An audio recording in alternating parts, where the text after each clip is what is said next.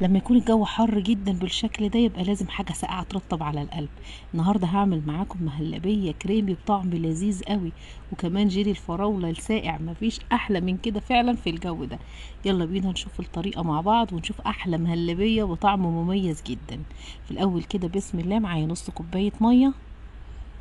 هنزل على المية بمعلقتين كبار نشا، ومعاهم معلقتين كبار مليانين بودرة كريم شانتيه خام، وهقلب كويس جدا لحد النشا والكريم شانتيه ما يدوبوا في الميه. بعد كده هركن الخليط ده على جنب شويه كده لحد ما نرجع له تاني.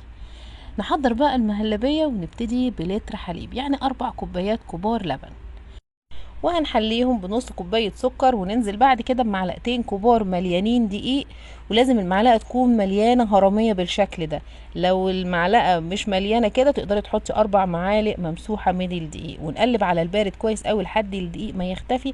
بعد كده نرفع على النار.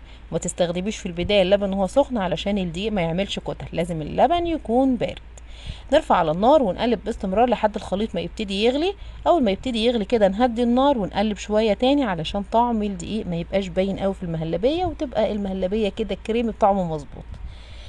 بعد ما الدقيق يستوي كده يبقى طعمه مظبوط، نبتدي نقلب النشا والكريم شانتيه تقليبه كده تاني، وننزل بيه على الحليب والدقيق، ونقلب تاني حبة حلوين لحد ما النشا كمان يستوي. ومش هينفع نستعجل علشان طعم المهلبية ما يبقاش النشا باين فيه. بعد ما نتأكد ان هي استوت والطعم مظبوط، ننزل بكيسين فانيليا ومكعب زبدة وتقليبتين 3. الزبدة هتدوب كده خلاص، المهلبية بقت جاهزة، واحلى مهلبية بخليط الدقيق والنشا.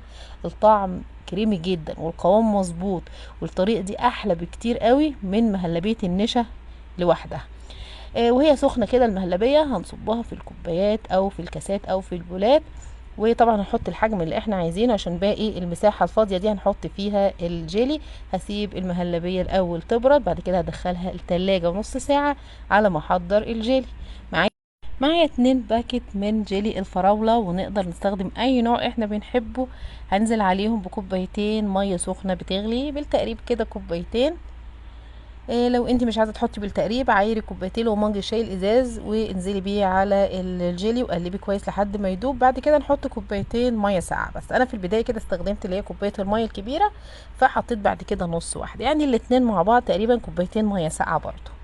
وهقلب كويس. ونصيحه مني، زودوا الجيلي شويه سكر، علشان الجيلي لو ما تزودش سكر بيكون ميزز شويه مع المهلبيه.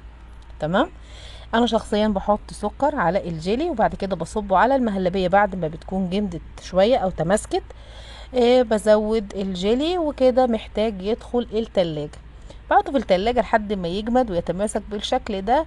وبيتقدم بالطريقة دي مهلبية لذيذة جدا بطعم كريمي. وجربوا النشا مع الدقيق مع مكعب الزبدة والكريم شانتيه، وشوفوا المهلبية عاملة ازاي.